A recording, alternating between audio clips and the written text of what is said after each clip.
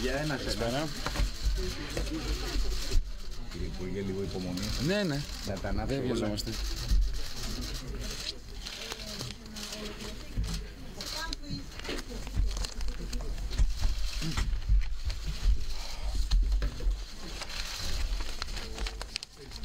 Πεις εσύ τη διαδικασία. Dear colleagues, we are going to have a short statement in Greek, a short statement in English, and then following the questions it's going to be an answer Greek or English, depending who is asking and which language. So please, could we start? Enough photographs? Never it's enough for you. Okay. Shall we begin without Please, the photographs? Do you mind? Okay. Now, I'm going to make a statement to begin with in Greek, then I will switch to English, and then I'll take questions in either Greek or English, and I will answer them accordingly, okay? Ωραία. Είστε έτοιμοι? Είστε έτοιμοι, κύριε Υπουργέ? Mm-hmm. Χρειάστηκαν 3 meetings του eurogroup, 3 συνεδριάσεις, έτσι ώστε να αλλάξουμε σελίδα. Να αλλάξουμε σελίδα ως Ελλάδα και να αλλάξουμε και σελίδα ως Ευρώπη. Η διαπραγμάτευση γίνεται για να επιτευχθεί μια συμφωνία. Η διαπραγμάτευση σημαίνει ταυτόχρονα... Παρακαλώ, όχι. Η διαπραγμάτευση σημαίνει ταυτόχρονα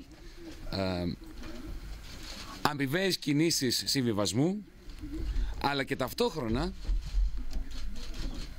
σημαίνει να έχεις τη δυνατότητα να φανταστείς, να διανοηθείς τη ρήξη. Ότι θα πεις όχι σε αυτό που θα σου προτείνουν, εφόσον αυτό που σου προτείνουν δεν είναι σωστό, και δεν είναι σωστό στη βάση ότι δεν έχεις τη λαϊκή εντολή να το αποδεχτείς.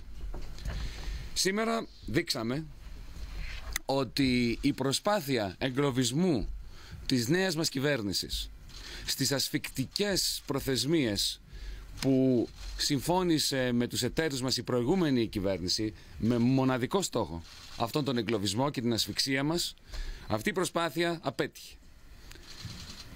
Παρά το γεγονός ότι αντιμετωπίζαμε αυτή την αμήλικτη ημερομηνία της 28ης Φεβρουαρίου και τα χρονικά περιθώρια ήταν όχι μόνο ασφικτικά αλλά απάνθρωπα για μια κυβέρνηση που μόλις κέρδισε τη λαϊκή εντολή, αποδείξαμε ότι μπορούσαμε να διαπραγματευτούμε μέσα σε αυτά τα πλαίσια καλή πίστη μαζί με τους εταίρους μας και τους θεσμούς και να έχουμε ένα θετικό αποτέλεσμα. Νομίζω ότι καταφέραμε να συνδυάσουμε τη λογική με την ιδεολογία. Καταφέραμε να συνδυάσουμε το σεβασμό για τους κανόνες με το σεβασμό για τη δημοκρατία. Να σεβαστούμε το γεγονός ότι υπήρχε ένα πρόγραμμα το οποίο έτρεχε, αλλά και ταυτόχρονα να μην αποδεχτούμε την ρίση κάποιων ότι η δημοκρατία δεν αλλάζει τίποτα.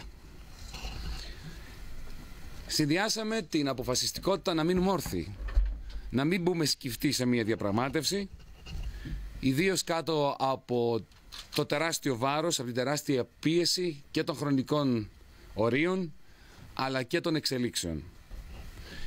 Και να το συνδυάσουμε, να συνδυάσουμε αυτή την αποφασιστικότητα να είμαστε όρθιοι με μια, θα έλεγα, επιδέξια διαπραγματευτική στρατηγική που οδήγησε σε μια συμφωνία. Αυτή δεν είναι η στιγμή για να γιορτάσουμε παραπάνω, γιατί η συμφωνία αυτή είναι ένα μικρό βήμα, αλλά είναι ένα μικρό βήμα σε μια νέα κατεύθυνση. Κάθε μεγάλος αγώνας, κάθε μεγάλη πορεία ξεκινάει από ένα πρώτο βήμα προς αυτή την κατεύθυνση.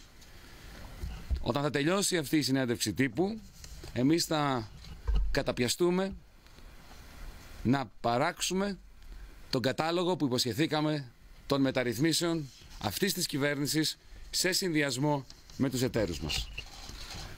Το Σαββατοκύριακο αυτό θα είναι ένα Σαββατοκύριακο δημιουργίας και χαράς ότι η Ελλάδα αφήνει το μνημόνιο πίσω και γινόμαστε συνσυγγραφείς του καταλόγου των μεταρρυθμίσεων που θα εισάγουμε. Μεταρρυθμίσεις βαθιές και στοχευμένες στις πραγματικές κακοήθειες της ελληνικής κοινωνικής οικονομίας, κακοήθειες που δεν αγγίχθηκαν ποτέ στο παρελθόν, την ώρα που πλήττονταν μόνο οι ανίσχυροι και οι αδύναμοι. Αποτρέψαμε με τη συμφωνία που επετέφθη σήμερα νέα υφεσιακά μέτρα. Αναιρέθηκαν οι δεσμεύσεις οι προηγούμενες για μειώσεις συντάξεων, για αύξηση στο ΦΠΑ στα νησιά εν μέσω καλοκαιριού, εν μέσω άνοιξης. Μέτρα στα οποία είχε δεσμευτεί η προηγούμενη κυβέρνηση, όπως γνωρίζουμε από κάποια emails.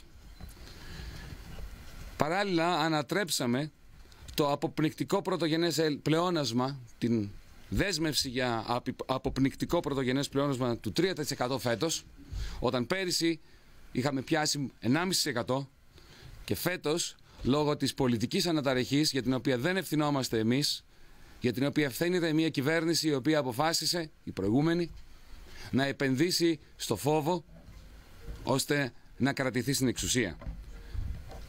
Αυτό το πρωτογενές πλεόνασμα που θα πετύχουμε φέτος θα συνάδει, όπως λέει και η απόφαση η σημερινή του eurogroup, θα συνάδει απόλυτα με την κοινή μας εκτίμηση των εταίρων μας και ημών όσο αφορά τις πραγματικές συνθήκες που αντιμετωπίζει η ελληνική οικονομία. Θα προσέξετε ότι υπάρχει ένας άλλος όρος, appropriate primary surpluses, δηλαδή πρωτογενή πλεονάσματα για τις επόμενες χρονιές που να συνάδουν με τις πραγματικές παραμέτρους της ελληνικής οικονομίας και να συνάδουν και με μια επανεκτίμηση μαζί με το Διεθνές Νομισματικό Ταμείο και άλλους φορείς του ποιο είναι το βέλτιστο πρωτογενές πλεόνασμα, είδατε, η κούραση. Ποιο είναι το βέλτιστο πρωτογενές πλεόνασμα, το οποίο συνάδει παράλληλα με την απομείωση του χρέους, στην έξοδο της Ελλάδας από την κρίση και στο να ανακουφιστεί ο ιδιωτικός τομέας στην Ελλάδα, τον οποίο αυτά τα πρωτογενή ελλείμματα, αυτά τα πρωτογενή πλεονάσματα, τα οποία ήταν συμφωνημένα, ουσιαστικά θα οδηγούσε στην πλήρη ασφυξία για τα επόμενα 5, 8, 10 χρόνια. Θα δείτε ότι είχαμε κάποιες δεσμεύσεις. Έτσι είναι οι διαπραγματεύσεις. Δεσμευτήκαμε, για παράδειγμα, ότι δεν θα προβούμε σε καμία μονομερή κίνηση η οποία θα έχει αρνητικό αποτέλεσμα στη δημοσιονομική ισορροπία, στην χρηματοπιστωτική σταθερότητα και γενικότερα στην οικονομική ανάκαμψη της χώρας. Αυτή κατά έναν τρόπο, κατά σημαντικό τρόπο, είναι μια δέσμευση που θέλαμε να έχουμε.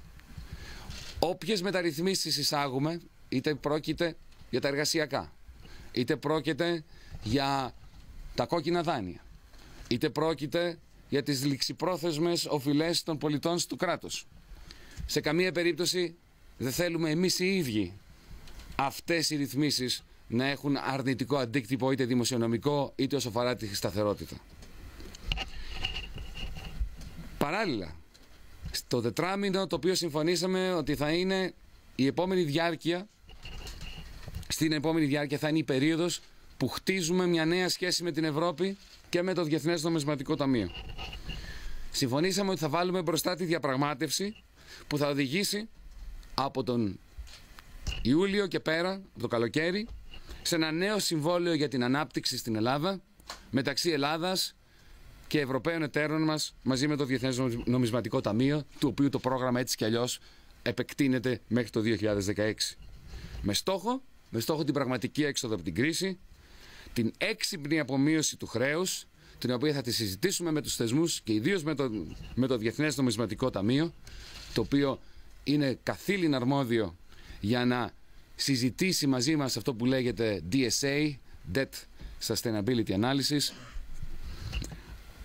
και με τους εταίρους μας βεβαίως, που και αυτοί κατά τη δική μας άποψη έχουν να κερδίσουν από μια έξυπνη αναδιάρθρωση του χρέους μας. Και θέλω να κλείσω λέγοντας το πιο σημαντικό κατά μένα. Η Ελλάδα σήμερα βγήκε από την μοναχική απομόνωση στην οποία βρισκόταν τα τελευταία 5 χρόνια των μνημονίων στο eurogroup. Σήμερα πετύχαμε η Ελλάδα μέσα από τη διαπραγματευτική της στρατηγική, επειδή διανοηθήκαμε τη ρήξη και είπαμε την αλήθεια, δεν χρησιμοποίησαμε απειλές, δεν μπλοφάραμε, να δημιουργήσουμε ερίσματα εντός του eurogroup, εντός της Ευρωπαϊκής Ένωσης, που καθιστούν την Ελλάδα τη χώρα εκείνη η οποία ουσιαστικά δίνει στον εαυτό της αλλά και στην Ευρώπη την ευκαιρία να γυρίσουμε όλοι μαζί σελίδα, να πάψει να υπάρχει μια ασφικτική λιτότητα ως ο μονόδρομος για την έξοδο από την κρίση και να μπορέσουμε επιτέλους στην Ευρώπη των λαών να μιλάμε ξανά για το ιδεώδες μιας κοινής πορείας προς την ευημερία. Ευχαριστώ πολύ.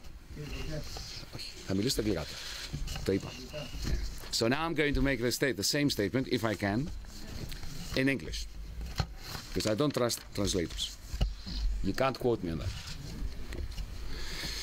So it took 3 Eurogroup meetings for Greece and for Europe to turn a page. They were difficult meetings, but in the end, we have shown that negotiation means both compromise and a readiness to imagine that you may have to say no to proposals, to suggestions, to offers that you don't have a moral right, a political right, a mandate to say yes to.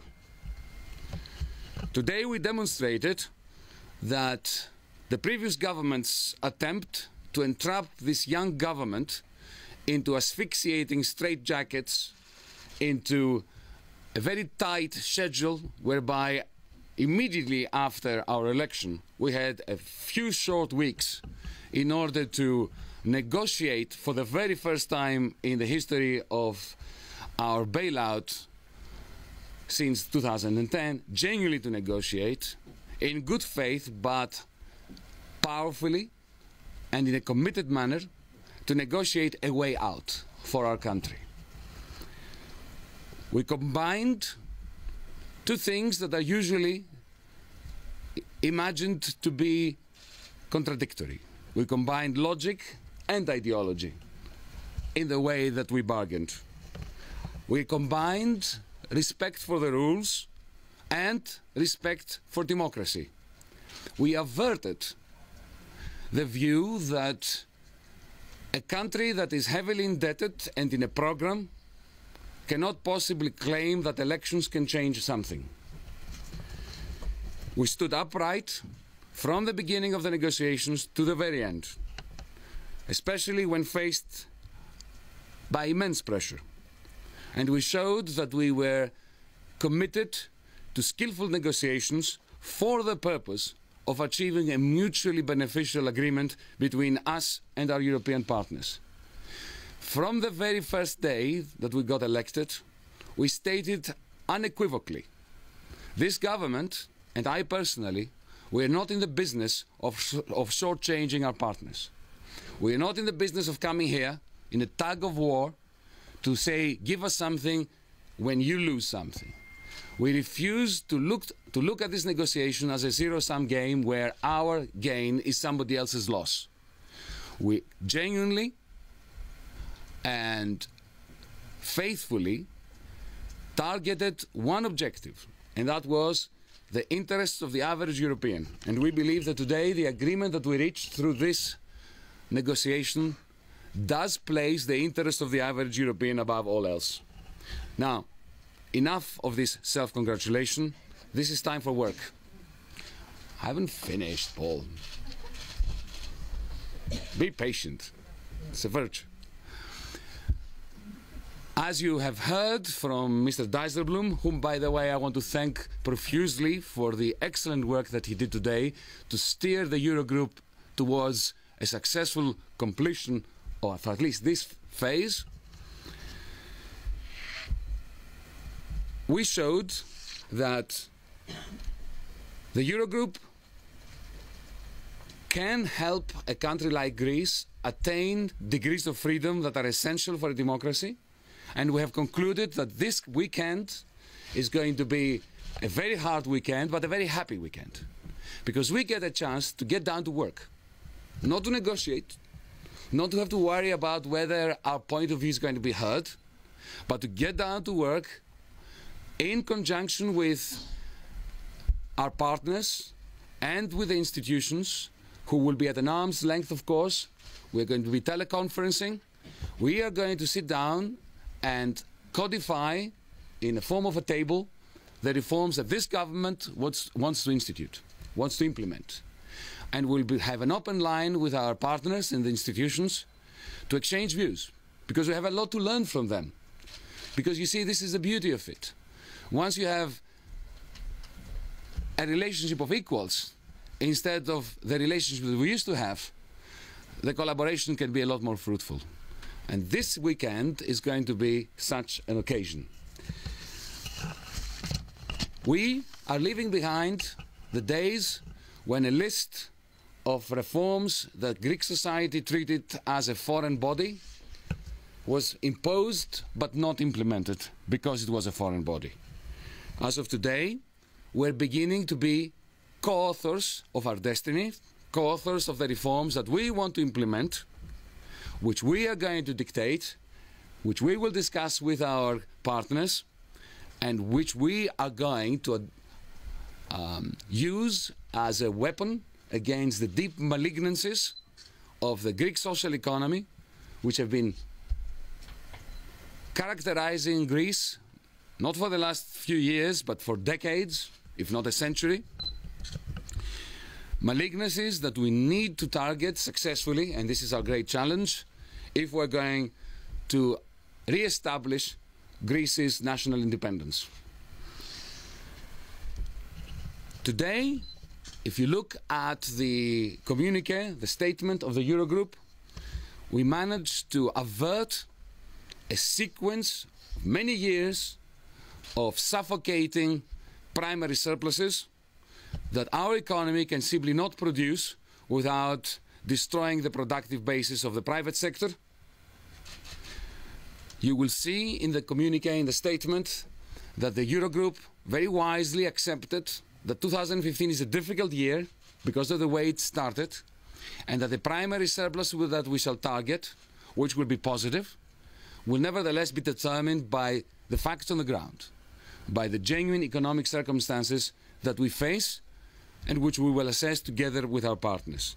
As for the primary surpluses of the years to come, which were at exorbitant levels of 4.5–5% for a large number of years ahead, you will notice that the wording includes a very good example of constructive ambiguity. We are referring to appropriate primary surpluses in line with previous decisions. And by that, what we mean is that we are going to conduct our debt sustainability analysis in conjunction with the International Monetary Fund, which is very good at that and has always, over the last few years, held views with which I personally find myself in agreement with.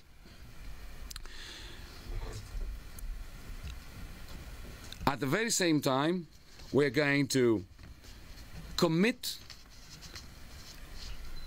both sides need to commit in an agreement, but this time I am pleased to report that our commitments are commitments that we will want to make anyway.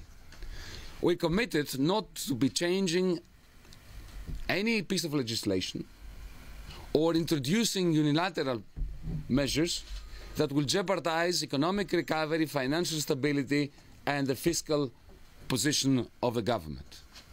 This is a commitment which is actually pretty good for us. Sometimes, like Ulysses, you need to tie yourself on a mast in order to get to where you're going and to avoid the sirens. We intend to do this. We have averted, at the very same time, recessionary measures that were part of the previous arrangement.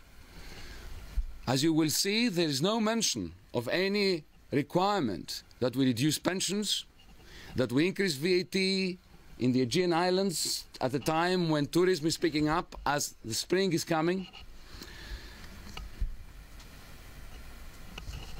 Simultaneously with this agreement, we are putting together our teams that will begin the long, well, not that long, medium-term process of negotiating what we call a future contract for Greek recovery and growth, a contract between equals, between the Greek authorities, our partners and the institutions, to commence after June, after this 4-month period ends,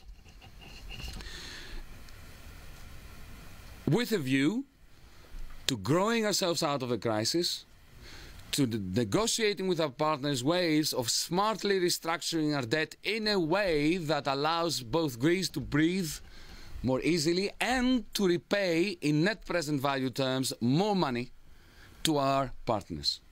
Remember, our task is to maximize the prospects of the average European citizen, not just of the average Greek.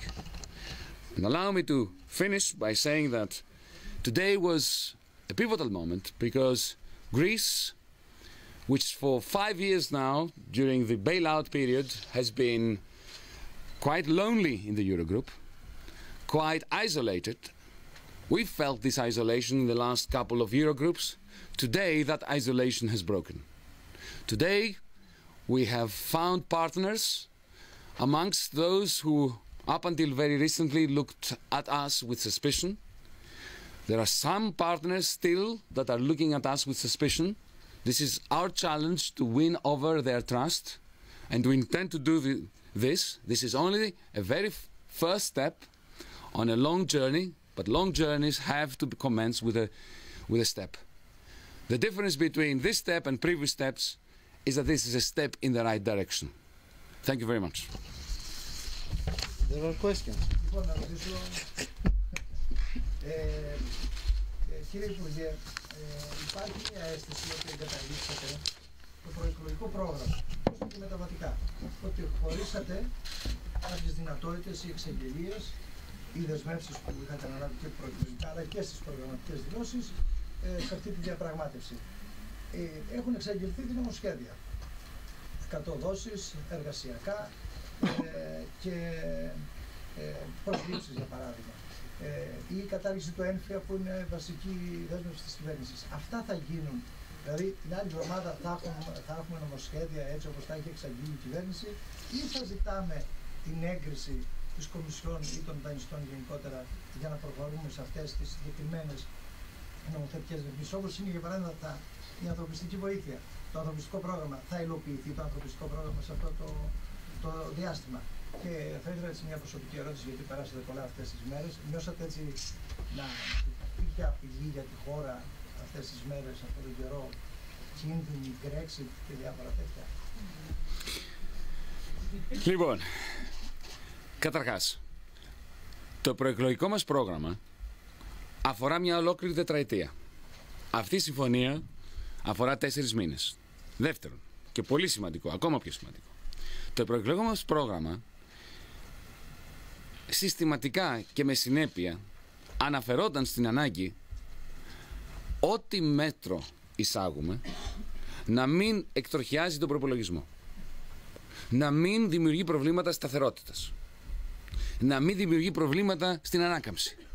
Το αντίθετο μάλιστα, να την ενισχύει.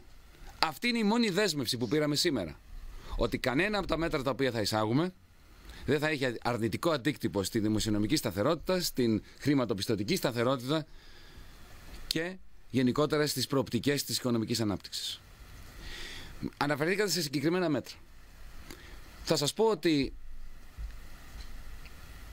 το ζήτημα των κόκκινων δανείων, των ληξιπρόθεσμων οφειλών στο δημόσιο, που οι αναπληρωτές υπουργοί του Υπουργείου μου, η κυρία Βαναβάνη και ο κύριος Μάρδας, ανέπτυξαν αρκετά στη συνέντευξη τύπου της προάλλες. Αυτά τα πράγματα, αυτά τα ζητήματα παραμένουν κορυφαία για μας. Και είναι κορυφαία. Και θα τα αντιμετωπίσουμε άμεσα. Δεν θα περιμένουμε το τέλος αυτού του τετραμήνου. Αλλά θα τα αντιμετωπίσουμε έναν τρόπο που δεν θα έχει κανέναν απολύτως αντίκτυπο στη δημοσιονομική, χρηματοπιστωτική σταθερότητα και βεβαίως στις προοπτικές ανάπτυξης. Θεωρώ, και γι' αυτό είπα προηγουμένως, το είπα και στα ελληνικά και στα αγγλικά, ότι αυτή μας η δέσμευση είναι απαραίτητη. Εμείς δεν έχουμε σκοπό να καταργήσουμε τον έμφυα και ξαφνικά να δημιουργήσουμε μια μαύρη τρύπα στον προϋπολογισμό. Το πρόβλημα με τον έμφυα είναι ότι είναι ένας φόρος μη αποτελεσματικός επειδή είναι άδικος. Επιτέλους πρέπει να έχουμε φόρους και φορολογικά πλαίσια που να είναι αποτελεσματικά επειδή είναι δίκαια και δεν χρειάζονται ούτε τον πατριωτισμό αλλά ούτε και το ΣΔΟΕ. Περνάω στο δεύτερο που μου ζητήσατε να σας αναφέρω. Κοιτάξτε, πρέπει να είμαστε προσεκτικοί. Είναι αλήθεια ότι υπέστημεν τεράστιες πιέσεις. Οι περισσότερες από αυτές, και το ξέρετε εσείς δημοσιογράφοι καλύτερα από μένα, προέρχονταν από διαρροές, προέρχονταν από κύκλους. Δημιουργούσαν όμως ένα μεγάλο κλίμα. Ένα μεγάλο κλίμα αστάθειας και ανησυχίας στον ελληνικό πληθυσμό, στους Έλληνες πολίτες, στις τράπεζες και ούτω καθεξής. Αυτό σταμάτησε σήμερα. Και σταμάτησε γιατί η Ευρώπη κατάφερε να συνδυάσει αυτά που είπα προηγουμένως, το σεβασμό απέναντι στους κανόνες με το σεβασμό απέναντι στη δημοκρατία. Και στο γεγονός ότι υπάρχει μια νέα ελληνική κυβέρνηση η οποία έχει άποψη για το ποιο πρέπει να είναι το νομοθετικό πλαίσιο, το πλαίσιο της πολιτικής. Νομίζω ότι σήμερα η Ευρώπη ολόκληρη μπορεί να νιώθει καλύτερα με τον εαυτό της ότι έχει ξεπεράσει τα τελεσίγραφα, έχει ξεπεράσει τις διαρροές και πορεύεται με τον τρόπο που θα έπρεπε να πορεύεται η Ευρώπη. Πες τον Πολ. Yes, please. Paul. First of all, on the actual substance of the deal, as far as you're concerned, apart from the process of review, what is substantively different between your letter of Thursday morning and this? That's the first question. What movement is there? Second question is... Can I answer this question, then you can come back, because I'll forget it, right? Fatigue is not very good for one's memory banks. Okay. I don't think there's any substantive difference. Our letter is, of course, our letter. So you can't imagine that the eurogroup, which is, comprises 19 ministers of finance, the institutions, when a piece of text is written by a committee, okay, it becomes unwieldy and there's no way it could ever resemble the original letter. But the substance, as far as I'm concerned, and this is why the Greek government is particularly pleased tonight, the substance is, to all intents and purposes, quite the same. Your second question. So the second question is about the banks. Obviously, there have been reports out of the Greek media of a billion deposit flight today. You know better than anybody in this room what the true picture is. So Greeks will be asking, first of all, what commitment is there on ELA? How soon do we find whether the ELA cap is lifted? The second thing is, at what point and to what level do you want the T-bill cap to be lifted? And thirdly, can you assure Greeks that on Tuesday they won't wake up to find their ATMs limited? Oh, I can absolutely assure that. Absolutely. Let me tell you why. Without wanting to interfere with the independence of the central bank, it is quite clear that the reason why we've had a deposit flight was because every day, even before we were elected, Greeks were being told that if we are elected and if we stay in power for more than a few days, the ATMs will cease functioning. Well, right on cue. But this is Brussels, right? So, today's decision puts paid to this fear and to this scaremongering. And I have no doubt that shares of the banks are going to rebound. They already are rebounding quite naturally. And Greek depositors will be reassured that Europe has found a way to collaborate with Greece in such a way as to respect both, as I said before, repeatedly, the existing rules and the new mandate. I shall leave it to the officials of the European Central Bank to make the announcements, which I'm sure they're going to make, that will improve the climate much, much further. And I shall conclude this answer with one very important point. You read in this statement that there is an explicit commitment that the 10-11 billion euros, which remains within the Greek financial stability facility, will be renewed, and that it will be used exclusively for the purposes of recapitalizing the banks, for dealing with resolutions. We would like to extend this to an idea that we have and ideas that others have, the IMF for instance, on how to deal with non-performing loans. It was never our intention to use this money in order to fund the government. So by committing not to use this money to fund the government, we were committing to what we wanted to commit. The very statement that this money now is there and it will not expire at the end of February is another major boost to the banking system. This is why I started my answer by saying that I have no doubt that no one who is not paranoid will imagine anything other than that the banking system is safe, not only on Tuesday and Wednesday and Thursday, but ad infinitum.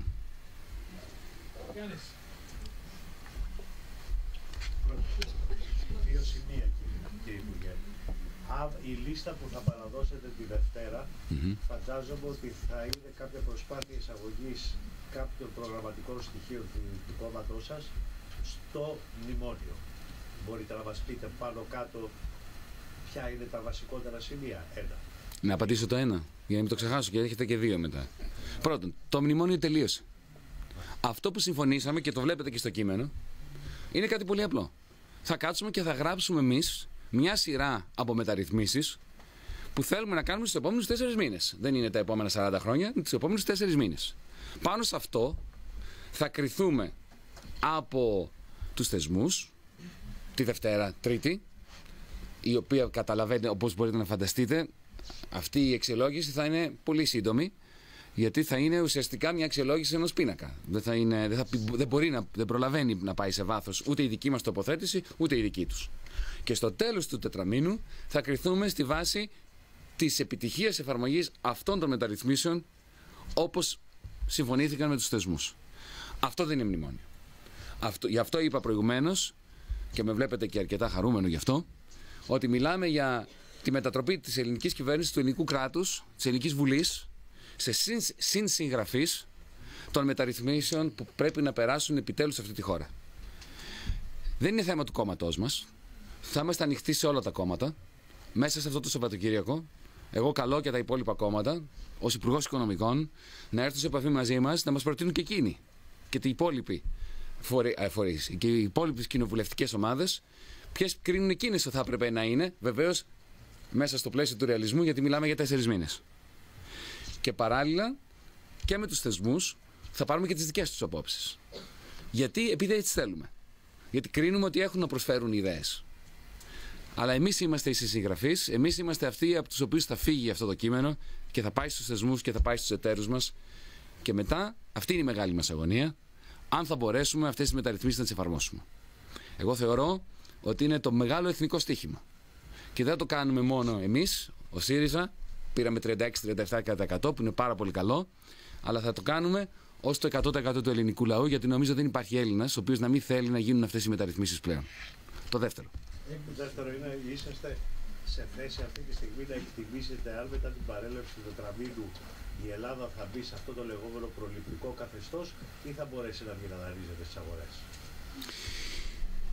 Κοιτάξτε, η δική μας θέση και η δική μας διαφωνία με κάποιους που μας ασκούσαν κριτική και μας ασκούν κριτική, ότι δεν βγαίνουμε από αυτή τη σχέση συμβολέου, την συμβατική σχέση με τους εταίρους μας, είναι η πάγια θέση που είχαμε και η πάγια θέση που είχα και εγώ, πολύ πριν ασχοληθώ με την πολιτική, ότι όταν έχεις ένα μη βιώσιμο χρέος, δεν μπορείς να βγεις στις αγορές.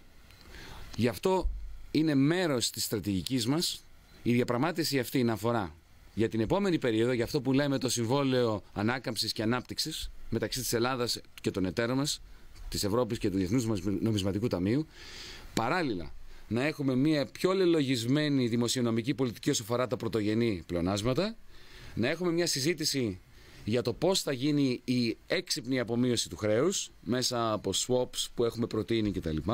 Και σας διαβεβαιώ ότι έχουμε βήκα ότα στους θεσμούς γι' αυτό, εφόσον ολοκληρωθεί αυτή η τετράμηνη περίοδος, έτσι ώστε να μπορούμε με αξιώσεις να βγούμε στις αγορές και όχι να κάνουμε αυτό που έκαναν άλλες κυβερνήσεις στο παρελθόν, να ανακοινώσουν στο πλαίσιο του ευχολογίου ότι θα βγουν στις αγορές. Yes, please. Yes. Yes, please. I understand your position. I understand that it's been a difficult negotiation. You've said to us a few times that you're here not just making the typical negotiation. You're here to speak economic truth. You're also here to represent the will of Greek voters who took a decision in elections to have a break with the past. Your legislative programme is now in tatters. You've signed up to the MOU, albeit with some flexibility language in the style of Matteo Renzi, but that's what it seems. It seems to an observer. So perhaps you shouldn't have been negotiating in the interest of the average European. Perhaps you should have been negotiating for Greek voters, because they still don't really seem to have got what they voted for. Well, let's be clear on one thing which I did say previously, but it was all Greek to you, so I shall try to repeat it in a language that you can just about understand, given my accent. Right, we didn't sign up to any MOU. This is the beginning of the new phase without an MOU. The MOU is there in abeyance. If you read this, you'll find that this is indeed a new page. What we have committed to is that we are going to write our own script on reforms that need to be enacted. We will be judged on the basis of those. And in addition, there is a clear commitment by the Eurogroup, firstly for 2015 to do away with the 3% primary surplus requirement, and secondly to project this into the future by saying that agreeing to use the what I call the constructive ambiguity of the term appropriate primary surpluses for the period after the end of the four-month period. We negotiated on behalf of the Greek people, and we negotiated leading to an agreement that is indeed mutually beneficial for the Greek and the rest of the European peoples. Θα πάρετε το λόγο πρώτα. Σας πειράζει να πω πρώτα στο θόνο για να μην έγινε παραπονεμένος? Θα απαντήσω και σε εσάς. Εννοείται.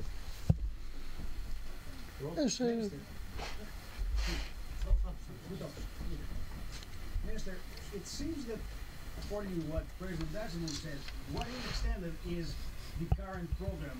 So same terms apply as with the previous government.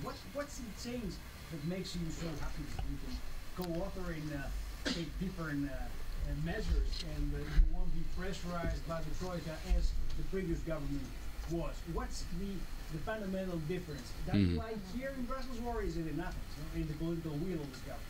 Well, let me answer your question. It's a very good question. Thank you for it. Well, firstly, we're not, unlike the previous government, we have not committed to be reducing pensions and increasing VAT in the next few months. Number one. Number two, we have not committed, unlike the previous government, to be having a 3% primary surplus in 2015, or indeed to have those exorbitant primary surpluses in the next few years. Number two, that is, and I think very significant. Number three, reforms. We agreed with our partners that we will be the authors, let's say co-authors, of a new list of reforms that we are going to target in a way of our choosing, in collaboration with our partners. We are no longer going to be following a script that was given to us by external agencies. These three put together lead to a very safe conclusion that one has to be particularly small-minded to argue that we just signed up to the old program. Okay. Mr. Dijsselbloem never said that. You did. My question is, if is now we have an agreement or a framework of an agreement. And what will happen if Monday your proposition for the reforms you propose are not accepted by the institution? We are in trouble. If our list of reforms is knocked back by the institutions, this agreement is dead and buried. Can I be more clear than this? But it's not going to be knocked down by the institutions. I'm absolutely committed to making sure, as is the rest of the government, we're going to work night and day between now and Monday in conjunction with the institutions. There is plenty of goodwill from us, and there is plenty of goodwill from them. We have a common interest now to come up with a new list, a fresh list of reforms that the Greek people own. And do you know what the great difference is between this government and previous governments? We are carrying the Greek people. We will carry them with us along the path of reform, because we are not imposing those reforms upon them as an excuse for not reforming Greece. Yes, please. Minimum wage. I can't hear you. Start again. State the media, please, and the name, if you don't mind. Who are you and where are you coming from? Pardon? Okay, And thank your you. name? It's fine.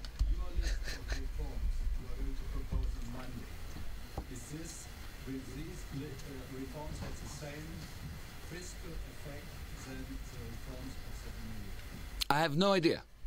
You don't know? No. And let me tell you why I don't know. But allow me to answer, right? You asked me. Now, you have a finance minister who is a bit weird because he's trying to tell the truth. Okay? So I hope you tolerate my tendency not to lie. Because take for instance tax evasion. We are absolutely determined that tax immunity and tax evasion should be crushed in Greece. Do I know, can I give you a number of how much money we'll make out of this year, next year? No, I can't. If I gave you a number, I would be lying. I could come up with a number, right? But I'm not, as I told Dr. Schäuble today in a conversation we had, I refuse to give you a number which I am not confident I can achieve, because this is how you build trust. But I can also assure you, sir, that this government is absolutely determined to attack these problems, the malignancies that I referred to, and to do it with maximum effect so as to put Greece back on the road and rebuild trust with our partners. Sorry. Yes, please. New observer. 3 points. Privatizations, hiring back the people who are on the state payroll and were fired, and minimum wage. Will you stick by the commitments made in the Greek Parliament? Because these are crucial matters. Okay. Privatization. I keep saying this again and again and again. This government is undogmatic on privatization. In other words, I cannot tell you whether I'm in favor or against privatization. Tell me which privatization, and then I can begin to grapple with the question. So, for instance, well, you can ask me, but I do not believe this is the appropriate forum to discuss each privatization. This is a case, now I'm giving you the principles that we're following. The idea of a fire sale of state assets, which allows you to collect a few pennies and put them in the black hole of an unsustainable debt, is not an idea that we endorse. Indeed, you don't need to be a member of the radical left of Greece to agree with this. I think that most of my colleagues around the eurogroup endorse this position. We want state assets to be developed. The greatest problem that we have with our assets, our public assets, is that they are hopelessly undeveloped. So the number one priority is to increase their value, to increase their capacity to contribute to Greek economic activity. Hopefully, we would like to be able to develop them in such a way that they can become part of a developmental project, possibly a development bank, that will use it as collateral and through smart financial engineering allow and tap a stream of investments that then can produce income for the state, and in particular for pension funds, which are a very big problem for Greek society. This is the question on privatization. I haven't finished. Because you also asked me, what was the other thing? The minimum wage. It is our commitment to raise the minimum wage. Let me tell you this. Firstly, this concerns only the private sector, so it doesn't have any fiscal impact. The concern that our partners have relates to competitiveness.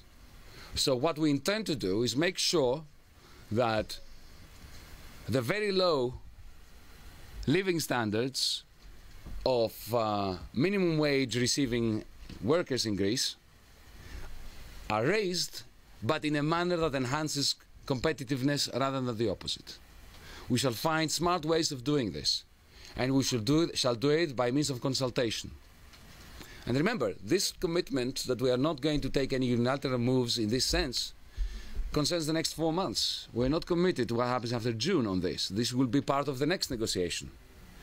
And like Ireland has proven, it is perfectly possible to negotiate with institutions an increase in the minimum wage, which we intend to do. Let me also make the point that some of my colleagues from other countries, like Slovakia, Latvia and so on, have raised. They've said to me, our minimum wage is a fraction of yours.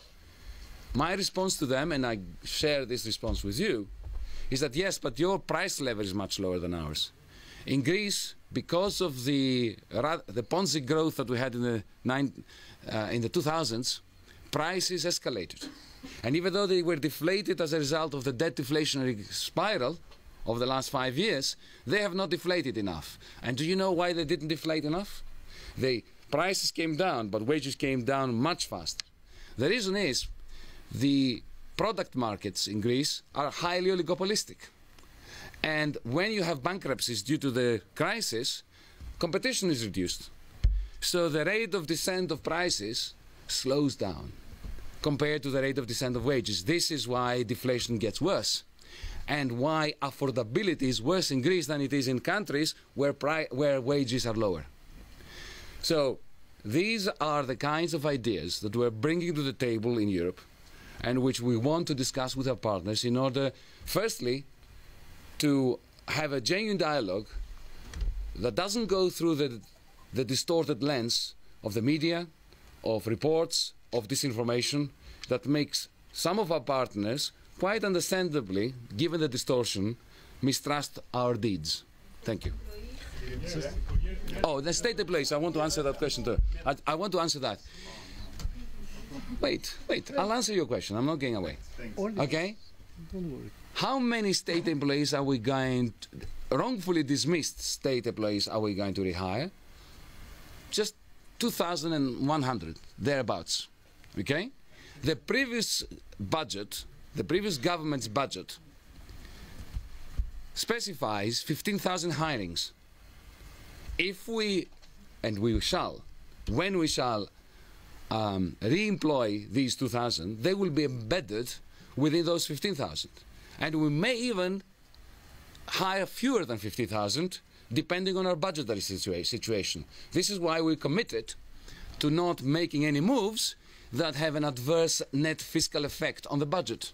And we shan't, while at the same time keeping our promise to rehire those, in particular the example that I always give are the cleaning ladies of my ministry, which were shamefully thrown out by the same ministry that created the debt deflationary spiral. We shall rehire them, but we shall find cost-effective means of ensuring that that is not bearing upon the net fiscal position of either the ministry or the state budget. Κύριε Υπουργέ, Ιωάννης αυτό το θέμα. Γιατί ζήτησαν οι εταίροι τη μείωση του χρονικού πλαισίου για την επίτευξη τελικής συμφωνίας από 6 σε 4 μήνες? Σας δημιουργεί αυτό κάποιες δυσκολίες ως προς την επίτευξή του? Κοιτάξτε, η αρχική μου πρόταση όταν πήγα στο Παρίσι και είδα τον κύριο Σταφάν, πήγα στο Βερολίνο και είδα τον κύριο Σόιμπλε, ήταν για μέχρι τέλη Μαΐου. Κάποια στιγμή οι εταίροι μας ή κάποιοι από τους εταίρους μας θα πείτε γιατί το κάνουμε μέχρι τον Αύγουστο για να έχουμε πιο πολύ χρόνο. Όταν οι ίδιοι εταίροι μας έρχονται και προτιμούμε τον Ιούνιο, προτιμούμε τον Ιούνιο, εμείς δεν θα διαφωνήσουμε γι' αυτό. Και δεν θα διαφωνήσουμε γιατί όσο πιο κοντά είναι αυτή η χρονική περίοδος, τόσο πιο γρήγορα θα αρχίσει το νέο συμβόλαιο για την ανάπτυξη της χώρας. gender equality. Να αφήσουμε μια κυρία πρώτα. Μια κυρία. Μια κυρία πρώτα και μετά θα έρθει και η σειρά. Θα απαντήσω και σε εσάς. Μα δεν υπάρχει περίπτωση. Θα κάτσουμε εδώ όλο το βράδυ. Μια χαρά. Εντάξει. Φέρουμε και μπύρες. Τι θέλετε. Μάλιστα. Βεβαίως. Να ρωτήσετε. Υπουργέ, στην ανακοίνωση διαβάζουμε ότι η κυβέρνηση δεσμεύεται ότι δεν θα καταργήσει προηγούμενα μέτρα, δεν θα ακυρώσει προηγούμενα μέτρα. Δεν το διαβάσετε όλο. Ποια διαβάστε και το υπόλοιπο. Το άλλο λέει ότι δεν θα πάρει κανένα μέτρο με δημοσιονομικό κόμμα. Όχι. Λέει δεν θα καταργήσει μέτρα τα οποία έχουν δημοσιονομικό, χρηματοπιστωτικό αντίκτυπο ή αντίκτυπο στην ανάκαμψη της χώρας. Όπως το κρίνουν οι θεσμοί. Με τη λογική των θεσμών. Δεν διαφωνούμε. Μέχρι τον Ιούνιο. Όχι, δεν είναι έτσι. Γιατί και εμείς η δικιά μας κρίση δεν διαφέρει πολύ, ξέρετε. Και εκεί θα το συζητήσουμε και με τους θεσμούς. Νομίζω ότι όταν ξεκινάει μια νέα τέτοια σχέση θα υπάρξει μια νέα συνεννόηση. Είμαι αισιόδοξος. Να προχωρήσω λοιπόν στην Βεβαίως. πάνω σε αυτό. Λοιπόν, η επαναφορά του κατώτατου μισθού είναι ακύρωση προηγούμενου μέτρου. Οι επαναπροσδίξεις το ίδιο. Επίσης, είπατε ότι δεν θα μειωθούν συντάξεις. Η ρήτρα μηδενικών ελλημάτων είναι προηγούμενο μέτρο. Θα τα ακυρώσετε. Αυτό δεν υπάρχει εδώ. Η ρήτρα μηδενικών ελλημάτων στα ταμεία είναι προηγούμενο μέτρο. Κοιτάξτε, αν υπήρχε πραγματική ρήτρα μηδενικών ελλημάτων στα ταμεία, αυτή τη στιγμή τα επικουρικά ταμεία θα δούλευαν πολύ διαφορετικά από ό,τι δουλεύουν. Σας διαβεβαιώ ότι σε αυτό το ζήτημα υπάρχει άπλετη ελαστικότητα από τη μεριά των εταίρων μας. Μην ξεχνάτε ότι όλες αυτές οι ρυθμίσεις ναι μεν αφορούν τις μονομερείς κινήσεις εκ μέρους μας, αλλά από την άλλη μεριά αφορούν και τις συμφωνημένες με τους εταίρους μας κινήσεις.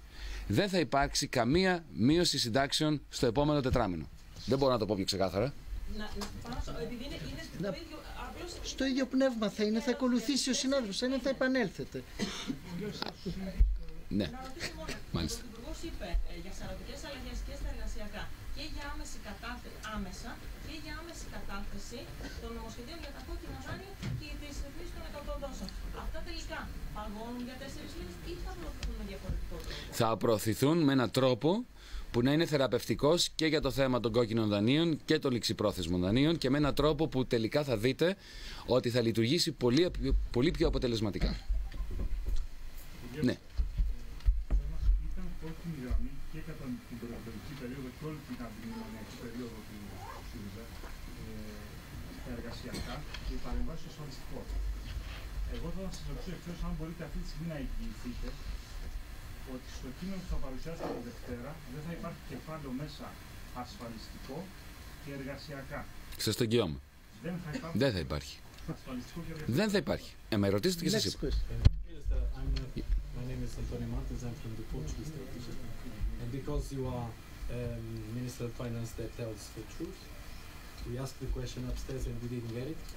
What was the problem with Portugal and Spain today at the end? And how can you qualify the position of the two countries that were one of them in the same trouble as Greece during this whole process? You're making it very, very hard for me now, because I promised to tell the truth, right? But at the very same time, there is something called good manners. Now, the Portuguese finance minister and the Spanish finance minister are my colleagues in the eurogroup. I recognize that they have their own political prerogatives. It was clear from their position that they were motivated by those prerogatives. I respect that. It is also true, let me finish.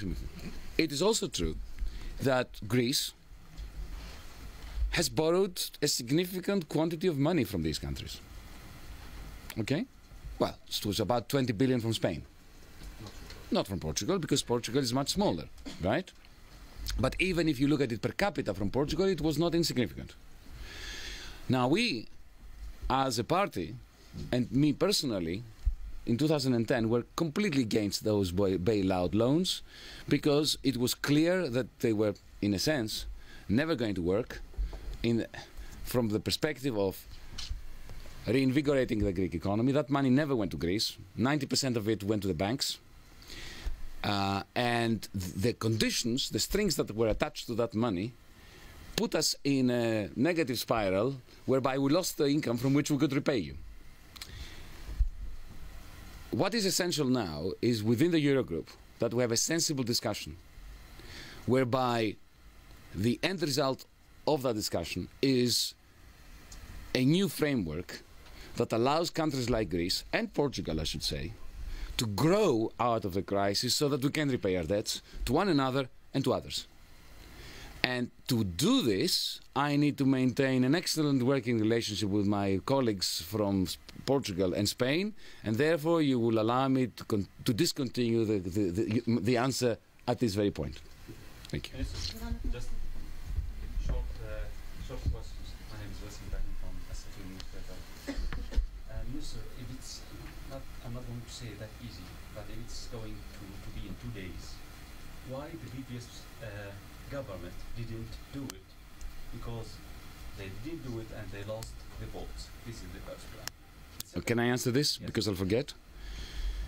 Look, this is not a time to score party political points, especially towards a party that lost the election, the result of this being that we are the government.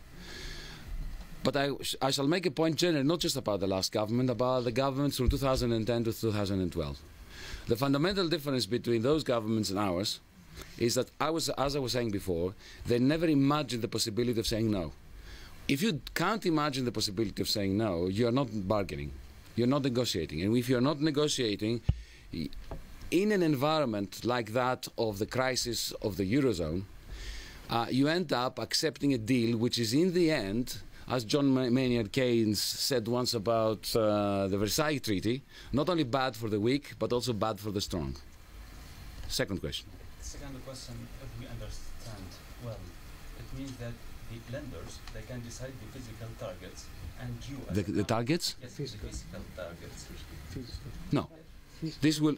No, that's not true. We are going to decide them together. And we're going to decide them together on the basis of a sensible debt sustainability analysis. And not on the basis of an analysis that happened years ago and which is obsolete now, and which was based on the wrong parameters, even according to the International Monetary Fund, from the way I read the International Monetary Fund's own proclamations regarding our debt and our primary surpluses. And if your list of reform doesn't work, so you will continue fixing? If our list of reform doesn't work and we fail in implementing them, we will have to face up to the Greek people and to our partners and say that we have failed and that we should suffer the consequences. Okay. Thank you. Jonathan. Given that there will be no disbursements of aid for the foreseeable future in the next few months, how will the government cover its immediate cash needs? Do you expect to get an increase in T-bill issuance? And if so, by how much? This is a very crucial point. Today we established the basis for an agreement that stabilizes the situation. We have not solved the problem of the fiscal gap. But this is the first step. I didn't suggest that we solved everything. First, you need to stabilize the situation and refound the relationship between ourselves, Greece, the Greek authorities, and our partners and the institutions. I'm sure that once we do this in the next week or so, serious discussion is going to start with institutions on ways and means of plugging this fiscal gap so as to be able to proceed forward. I can assure you that our partners and the institutions did not go through this very arduous, long process of reaching this agreement so as to fail in the task of stabilizing Greece fiscally, tying us over, solving the cash flow problem that we have over the next few months. It is not a big problem. It's just a cash flow problem, and especially if we manage to negotiate a good contract for the future, for Greece's recovery, I think that within the next 6, 7, 8 months, we are going to have not only stabilization, but genuine growth, and hopefully we will achieve our greatest dream, speaking for this government, of making the Greek issue much less sexy for journalists like you. Eleni.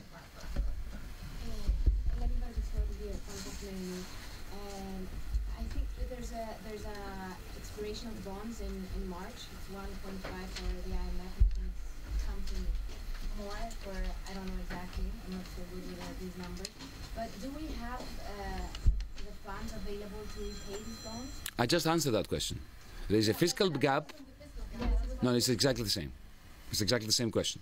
We have a fiscal gap because of the IMF loans, because of the pre-PSI holdouts, okay? And then we have another big hurdle in June, July with the S&P bonds. This is too late in the night to go through this gamut. But the question is exactly the same. The point I made, and I'll repeat it once more, out of courtesy for the lady, we didn't come that far in order to fall on such a small hurdle.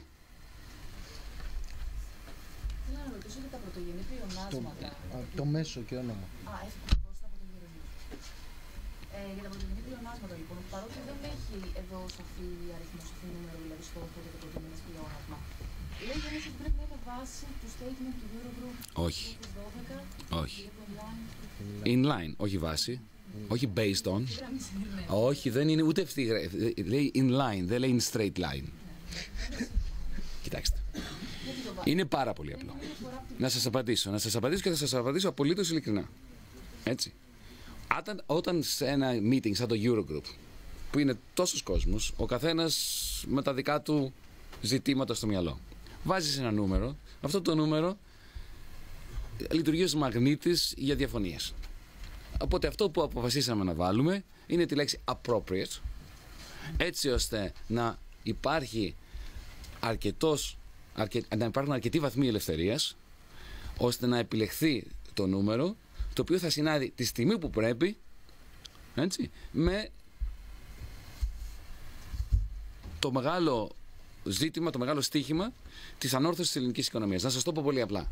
Με ρωτάει κάποιος συνάδελφός μου στο Eurogroup, δημοσιογράφος, τι πρωτογενές πλεόνασμα πιστεύετε ότι πρέπει να έχετε το 2016.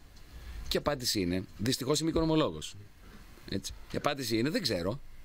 Να σας πω, πρέπει πρώτα εσείς να μου πείτε ποιο θα είναι το επίπεδο των επενδύσεων σε σχέση με τις αποταμιεύσεις. Για να έχουμε ένα πρωτογενές πλεόνασμα του 3%, του 2%, του 1%, θα πρέπει να ξέρουμε ποιο είναι το εμπορικό έλλειμμα και ποια είναι η διαφορά μεταξύ επενδύσεων και αποταμιεύσεων. Έτσι μπορώ να σας πω ποιο θα είναι. Οπότε, στην Ευρώπη έχουμε μια τάση, επειδή και οι περισσότεροι συνάδελφοί μου είναι δικηγόροι, να θέλουμε να ορίσουμε τα πάντα ως κανόνες.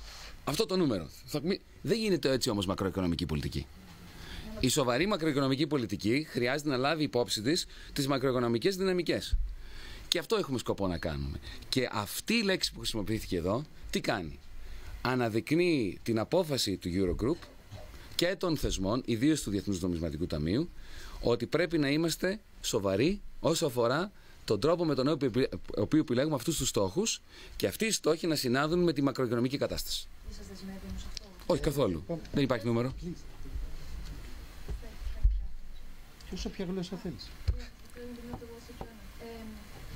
Είναι follow-up του Τζόνι και την Ελένη, οπότε θα για την επανάληψη. Απλά όσον αφορά τα μέτρα και για το Crystal και για το financing gap, επειδή τα redemptions του Μαρτίου είναι αρκετά σύντομα, με το Μάρτιο, έχετε ένα timeline στο μυαλό σας για το πότε θα ξέρουμε τι θα γίνει για να κρατήσουμε? Πριν από τότε.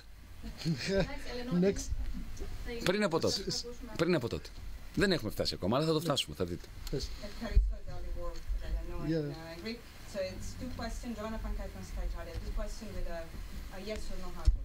Oh, you just want yes or no? You can't get that from me. I talk too much. Okay, the first question is, what do we have to understand? From this agreement of tonight, the memorandum, we have to consider it as invalid, not valid anymore. And the second question is, can you undertake any measures that you do not agree with the institution or not? Okay, let me start from the second question. Absolutely not. We shall not, nobody's asking us to impose upon our economy and society measures that we don't agree with. And this is, if you want, the beauty of this agreement. And the reason why we're so positive about it. To the first question, I'm sorry, but I'm not going to give you a yes or no answer. Because it would be false. And as I said, I don't want to give you a false answer. No, I haven't finished. I haven't finished. But she asked only yes and no. But that doesn't constrain me to say yes or no. We Greeks talk a lot, right? So you're going to get a long answer now as punishment. Πηγαίνετε να πιείτε μπύρα. No, it's very simple. Remember what I was saying in my statement? I was saying that what was so important in our agreement today was that we managed to combine. We combined respect for existing rules with respect for the democratic notion that we have a new government, a new mandate, and we want new rules. How do you achieve this respect? How do you combine these seemingly contradictory principles? Well, in a kind of dialectical fashion, right? You don't say that the MOU is null and void. What you say is we've progressed, we have evolved. We now have a new framework, but we respect the previous one. But now we're concentrating on co-authoring these reforms, and these are the reforms that we're going to be judged by. So the yes or no opposition that you want me to accept simply fails to understand the achievement of the Eurogroup today. Yes, please. Ένα σχόλιο για το HFSF, για το buffer, το οποίο αυτή τη στιγμή βλέπουμε ότι από εδώ και πέρα μάλλον θα έρθει σε HFSF. Καθόλου. Καθόλου. Το είπε ο Ρέγκλη. Όχι. Όχι, δεν είπε τέτοιο πράγμα ο Ρέγκλη. Είπε ότι should be held by the EFSF. Μα και σήμερα αυτό συμβαίνει. Απλά αυτό που λέει είναι, να σας το πω πολύ απλά τι λέει. Δεν θα τα πάρετε εσείς να τα ξοδέψετε. Αυτά τα χρήματα είναι εκεί για τις τράπεζες. Και εμείς λέμε ευτυχώς. Γιατί αυτό θέλουμε και εμείς. Από την προεκλογική μας εκστρατεία, ποτέ δεν είπαμε ότι θα τα χρησιμοποιήσουμε εμείς για να χρηματοδοτήσουμε το ελληνικό κράτος. Ποτέ. Είπατε ότι θα πάρετε 2 δις από το ταμείο του Χουσού και να χρηματοδοτήσετε μερικώς το πρόγραμμα στη Θεσσαλονίκη. Δεν το έχω πει ποτέ εγώ αυτό. Δεν ξέρω ποιος το έχει πει αυτό. Εγώ σας λέω ότι η δική μας η θέση, και αυτή τη στιγμή σας μιλάω ως Υπουργός Οικονομικών, είναι ότι αυτό το buffer, αυτό το μαξιλάρι θα χρησιμοποιηθεί για την ανόρθωση του τραπεζικού συστήματος, θα χρησιμοποιηθεί για τα κόκκινα δάνεια, θα χρησιμοποιηθεί για οτιδήποτε έχει να κάνει με την εξισορρόπηση και την χρηματοπιστωτική σταθερότητα. Να σας ευχαριστήσουμε. Καλό κουράγιο, καλή δύναμη και ελπίζουμε την επόμενη φορά να είναι πιο σύντομο. Ευχαριστώ πολύ. Όχι, τις καρέκλες δεν τις παίρνουμε.